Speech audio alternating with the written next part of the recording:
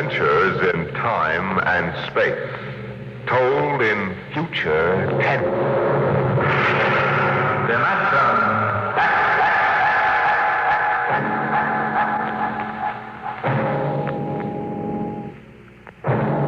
The National Broadcasting Company, in cooperation with Street and Smith, publishers of astounding science fiction, bring you Dimension X.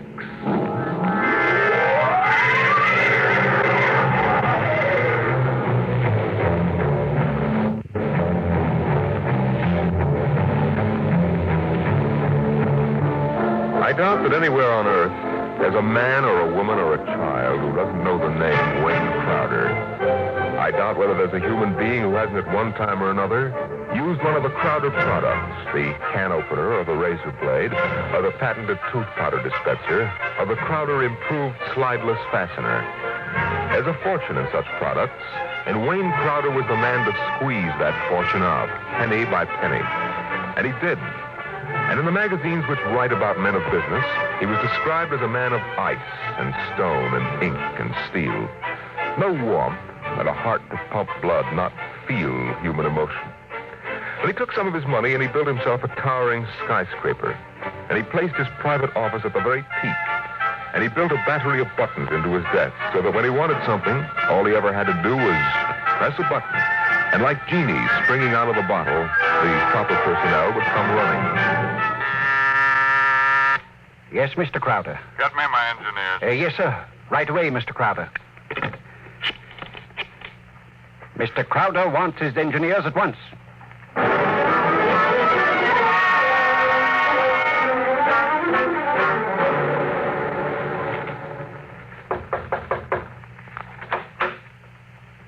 Here are your engineers, sir. All right, close the door and get out.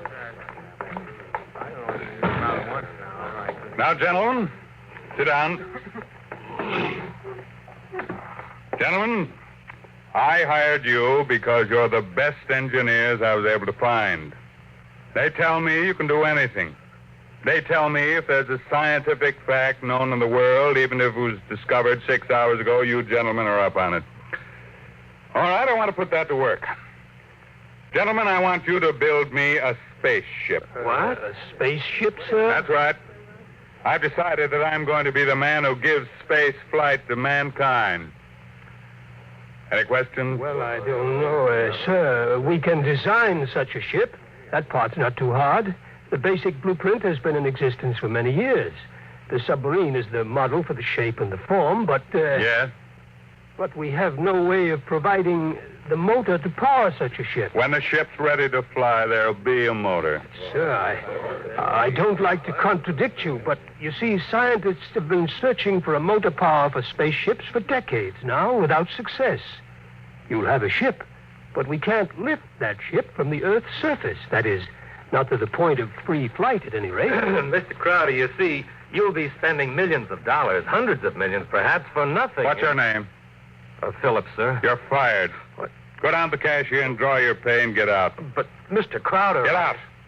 Nobody who works for me thinks of how much something costs. We use money. We don't let expense provide a rationalization for not beginning a project. Phillips, what are you waiting for? Get out.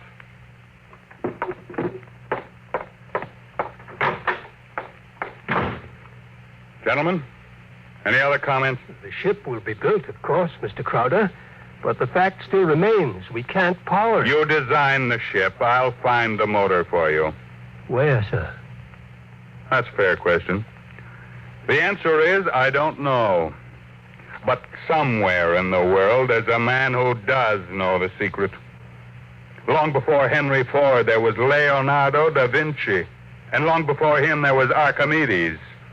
And long before him, there was some Stone Age genius who invented the wheel when the only thing the mob could conceive was dragging things around on their backs. I want that motor. And I'll root out the man who has the theory which will let us build it. I'll find him. Money will be available to him, an organization, my backing, and we'll get what we want. You're going to be plagued with a host of crackpots, sir. Obviously. So it's going to be your job to separate the wheat from the chaff. But anyone who shows up with a promising idea, no matter how fantastic it sounds, is going to have a chance to show what it can do. How quickly do you want this done, sir? Yesterday. Yes, sir. Anything you need. Well, Mr. Crowder, we'll need construction yards, sir, and certain machinery, and a great many materials, of course. A labor force. Get them. Send me the bills. I don't want to be bothered with minor details. Yes, sir. One more thing, sir. Phillips, sir. Yes? We need him, sir. He's a top man on electronics. He's a vital cog in our team. I don't want Phillips working for me. That's clear, I hope. Who else in the country knows what he does? Not one in this country, sir. There's a man in Asia, though. Get him. We've tried before, Mr. Crowder. He's working on an important project for his country. I'm not concerned with details. Now get that man, pay him what he wants, but get him. Sir, you don't understand. I understand, man. If this man quits his job, that whole project will collapse. It means the welfare of many people, millions of people in his country. And he has a high sense of patriotism. By that sense of patriotism. Now, that's all. I don't want to see you again until you have a report of work in progress. Yes, sir.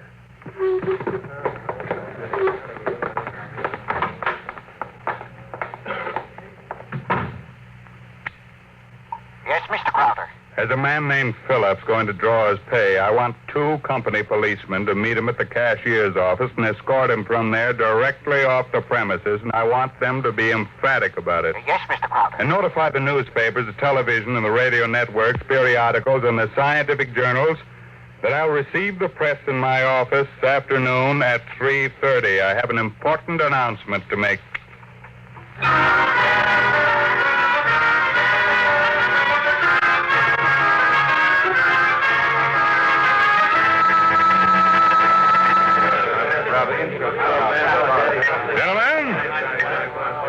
Gentlemen, now you can finish your drinks later. Gentlemen of the press and ladies, it's my pleasure to be able to tell you that I'm in the process of constructing a spaceship. Any questions? Did you say a spaceship? That's right. That's what I thought you said. I knew the drinks weren't that strong. Well, yeah, I expected it might be something of a shock to you all. Mr. Crowder, is this spaceship under construction now? It is. Well, according to your plans, is it intended for interstellar flight or merely for flight between planets? This is a beginning only, and my intentions are quite modest. I expect the ship to be able to pursue a course between Earth and Mars or between Earth and Venus. For the present, any longer trips are not contemplated. You've solved the problem of motor force, then? No, I haven't. But what sort of... You mean you don't have any means of propulsion for the spaceship? That problem is not solved as yet. It will be. That's why I called you in this afternoon. I want you to announce that I have $100,000 in cash waiting for the man or woman who first brings me the basic idea for such a motor. That's all I have to say for now. Finish your refreshments, ladies and gentlemen. I'll let you know from time to time how things go. Mr. Crowder, one more question, please. Yeah. Do you have a name for the spaceship yet? No, not yet. Then let me suggest one. Yeah? Crowder's Folly. Quiet, all of you. Quiet! What is your paper? The Daily Times, sir. Inform the company police that under no circumstances is any representative of the Daily Times ever to be allowed on company property again.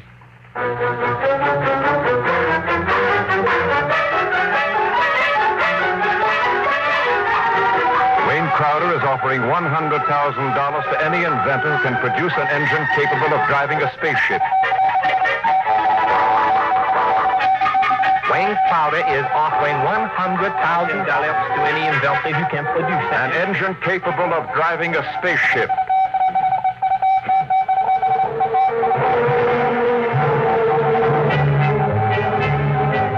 It was Crowder's Folly, but the word of what he wanted circulated to the far corners of the globe, and it was known in the white ice block huts of the Eskimos and in the grass-thatched villages of Central Africa, as well as places less remote. And the Crowder office became the Mecca and the heaven for the lunatic fringe of humanity. Their blueprints and scale models clogged its corridors, and more applicants came to the great skyscraper. I told you, don't want these people in my office till they're screened. Now get out! Get out! Every time I open that door, they surge in like a tidal wave. I have a progress report for you, sir, on the construction of the ship. Go ahead. I've spent $13 million for the yards, the equipment, including 3 gantry cranes, several dozen presses, thousands of dies, and so forth. Go on. We have 12,000 people working for us directly, not including subcontractors and their labor force. What about the ship? Mr. Crowder, the ship is finished as far as we can go. Certain additional construction cannot be done now because it depends on the shape and the mass of the engine, on the type of fuel, on the weight of that fuel. I see. All right, lay off everybody we don't need. I've ordered that, sir. Miss Crowder, is it possible that no one will turn up with a motor? That's the one thing that's not possible. He will come. Money and determination will buy anything. Now close the door on your way out. Yes.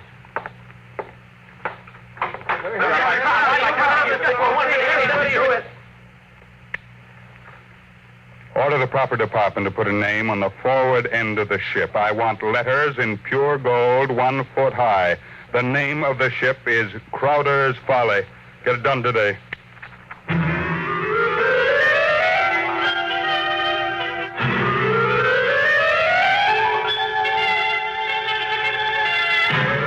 The sun rose in the morning and glinted rose on the silver sheen of the hollow ship's skin. The sun set at night and glinted rose on the silver sheen of the hollow ship's skin. The golden letters on the prow held out the fury of Crowder for the world to see. A staff of 50 was employed as time went on in taking rust-preventive measures to ensure the ship's well-being. In a year, the first experiment seemed ready to bear fruit, and a test was held. The atomic fission motor. In exactly 45 seconds now, we'll hold the test, Mr. Crowder. The actual trial of the motor is taking place 3 miles from here.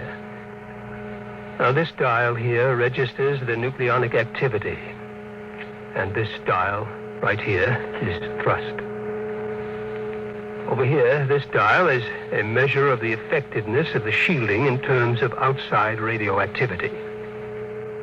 That sound you hear is our generators right here, building up power to supply the motor by remote control. Now, if this needle goes around to the part of the dial marked in red, there will be an explosion. Are there any questions, sir? Proceed with the tests. Watch the needle, sir. 8,000. 8,500. 9,000. 10. 11. 12. 15. That's an overload now, sir. 18. 20. I don't know how much more it can stand, sir. What happened? Your generator blew out. What kind of I beg your pardon, sir. The motor blew up. What are you talking about? I'd hear, sir. You see, sir, it takes a while for the vibrations of an explosion to travel 3 miles and then reach through 15 feet of concrete. I see. Well, there are other experiments in progress. Let me know when they're ready for testing. Yes, sir. Mr. Crowder, the inventor of that motor had to be with it, of course, during the tests, but he has, that is, he had a family. The fool knew what he was doing. He understood the danger. Now line up those experiments and don't turn anyone away if he seems to have the remotest possibility of success. Now, I'm telling you, my man will come. Money and determination will buy anything.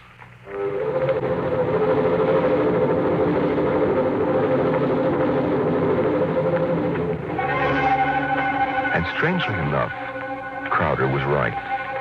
Because one day there came to his office a stranger, a small man.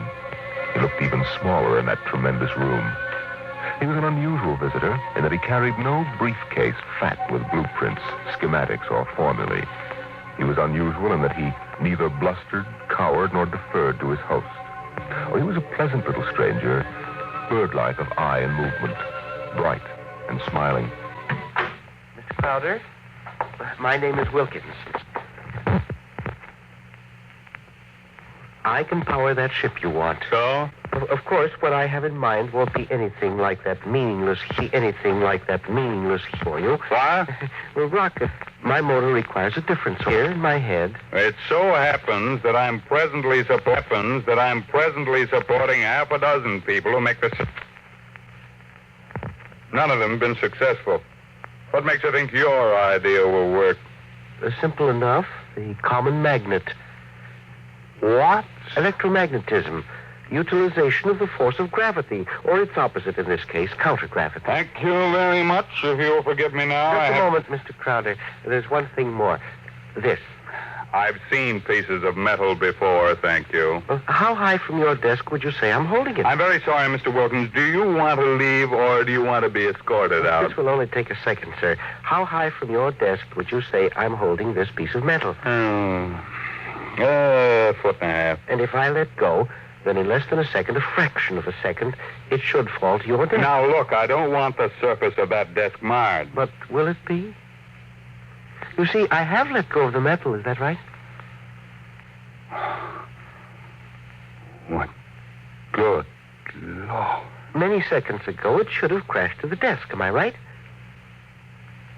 This is incredible. Well, if you want to speak to me anymore, I'll be right outside. But it hasn't fallen. That's right, sir. It hasn't fallen. It floats in the air. That's right, sir. It floats in the air. How do you do it?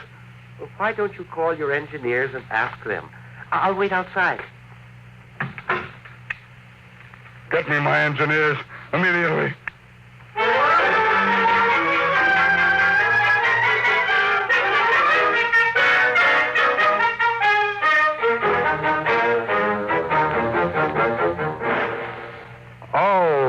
Mr. Wilkins, you're quite right. This piece of metal is apparently counter-gravity. My engineers can give me no explanation. Thank you, sir. What do you want?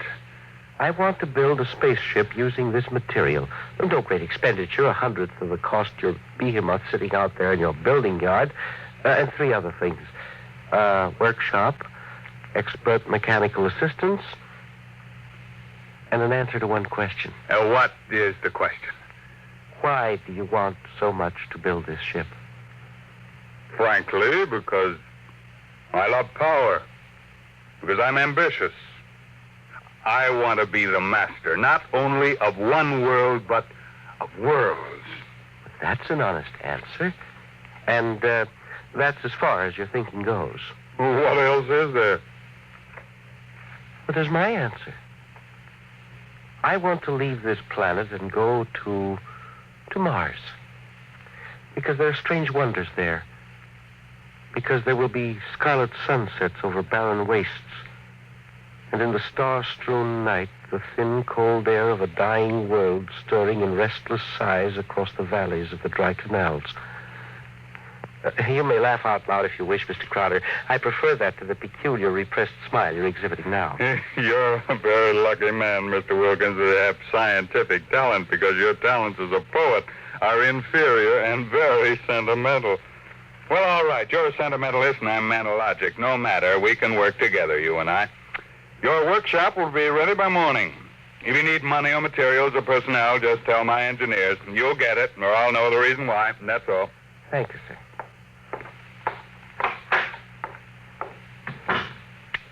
Get me my engineers.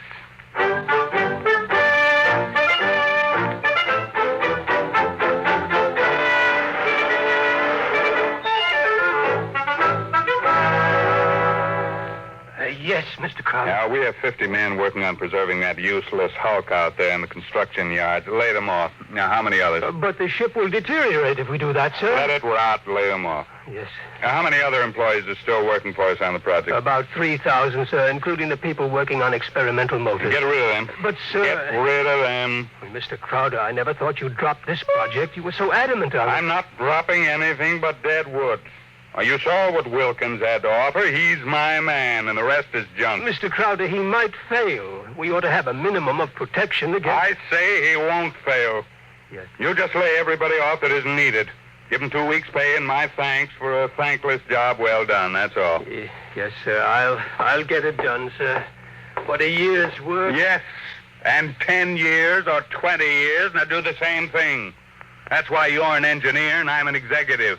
That's why you work for me, because when I have to, I can be ruthless with my own mistakes. What are you waiting for? I was just thinking, Mr. Crowder, what would happen to me if my usefulness to you were over? I've worked for you for 30 years now. Just don't give me any occasion to consider your usefulness terminated. That oughtn't be too hard. Yes. What? Nothing, sir. I'll make the arrangements at once.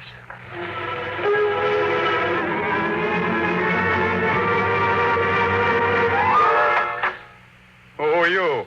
What do you want? I tried to stop him, sir. Well, speak up, man. My name is Yesteryear. I am an electronics expert. Oh, yes, I remember. You're the, Asian. Well, come in. Do you want me, sir? Never mind. Just stay outside. Close the door behind you. Yes, sir. Sit down, Yesteryear. Thank you, no. I want to give you a gift before I leave. Oh, you leaving? I thought we still needed you. I resigned. Well, I'm sorry to hear that. I'm told you're a good man. I want you to understand what's behind this gift. I was working on a power project in my country which would have meant a tremendous rise in the standard of living for millions of my people. I was unable to resist the money you offered. Had you resisted, even more money would have been forthcoming. I placed no limit on your worth to me. I understand. But you see, I did not come without a sense of guilt, because there was no one in my country who could take my place. I would assume that. And now I discovered that what I did was for nothing. The spaceship on which I worked is being dismantled. That's right. So I have been corrupted by you at a whim. I think you have too much power, sir. I think you use your power for evil, selfish purposes. Selfish, yes. Only sentimentality is evil. I think otherwise. And so, in order that you shall not corrupt anyone else, I have this gift for you. Here you are, sir. Oh. And just one more shot for good measure, to make sure you are really dead. Good.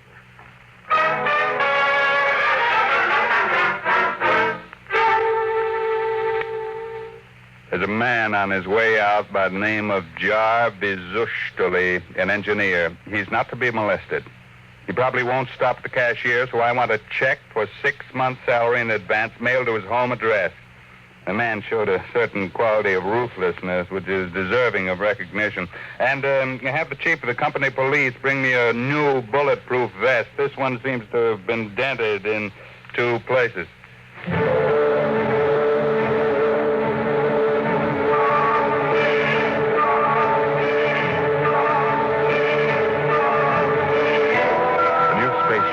According to Wilkins' plans, as executed by Crowder's engineers, was finished within 4 months. It was small. It was shaped like a disc. It gleamed brightly, even in the smoky haze of an October sunset. Inside, Crowder and Mr. Wilkins, in a small cubicle at the heart of the machine, were surrounded by many instruments of a complicated nature. Outside, huge crowds gathered to witness the test. They stirred and murmured, waiting restlessly, as inside the control room of the craft, Wilkins installed the final secret part he had not revealed to those who built his driving apparatus. Well, Wilkins, what's holding us up? Nothing now. Or sentiment, perhaps. What? A wish to look once more on Earth's familiar scenes. Here, now the screening is removed. Look at the people out there. Never mind looking out there. Let's leave that thing closed. You're a sentimental fool. Or are you afraid? Or did you decide at that last minute that your invention won't work? It will work. Oh, sit down, Mr. Crowder. And do me a favor. When I press this button, will you please press the button on the arm of the chair you're seated on? I'll tell you when. Turn on your motor. I want to hear its roar and feel its tug as we cut loose from Earth's gravity and fly outward into space. That might be a moment in which I'd share your sentimentality. Press your button now, sir. Thank you. This is all hoax. I'm beginning to distrust you, Wilkins. When are we going to take off? You said at 5 sharp, and it's 2 minutes after 5 now. Well, do we move or don't we? Mr. Crowder, we're already moving. The button you pushed was to nullify the effects of acceleration. If you don't mind, I'd like to open the screen again. Now, if you care to look for yourself... Wilkins, we're in space. Look down at Earth. How far we've come. Why, it's no bigger than a toy balloon. A dime. A firefly. Man, Wilkins, you done it. Yes. I swore to be the first man to conquer space, and I've done it. It's a triumph of power and ambition. And sentiment? No, blast sentiment. Your maudlin dreaming would have died unborn except for me. I made this possible, Wilkins. Don't ever forget that.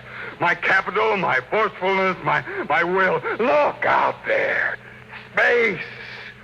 Stars that never were seen from Earth. But this is only the beginning. We'll build a larger model, one great enough to hold 100 men, 1,000, and cargo besides. I'm the master of the planets. Wilkins, turn back now. No. What? I said turn back. No. We've proved the ship can fly. Now turn back. I want to start work at once in preparation for the long flights to come. Not so. We will go on. What are you doing, defying me?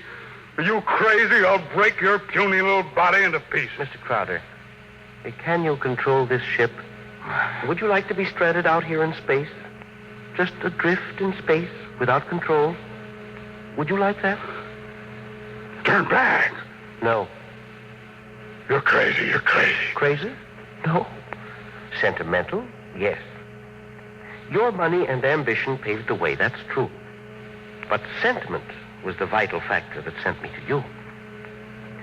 You'll forgive me if I remove these primitive clothes. Who are you? Well, it's all right, Mr. Crowder. There is no need to be so terrified because you've had your first close look at a Martian going home.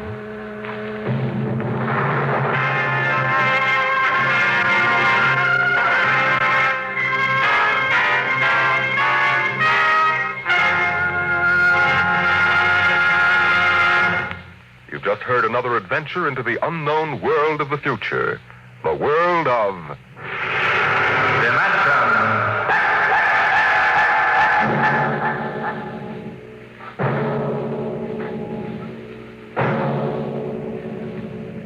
A private detective receives many strange assignments, but none has ever received one quite like that given to the investigator we're going to tell you about next week, as we bring you from the pages of the September issue of Astounding Science Fiction, Untitled Story.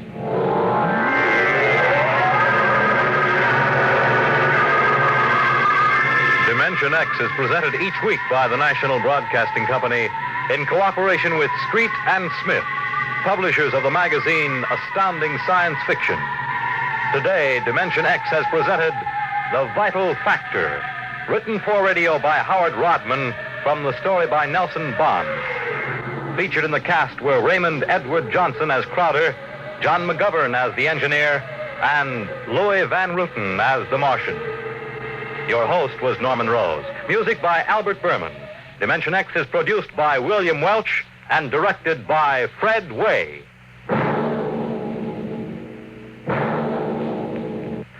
Dragnet, the story of your police force, is next on NBC.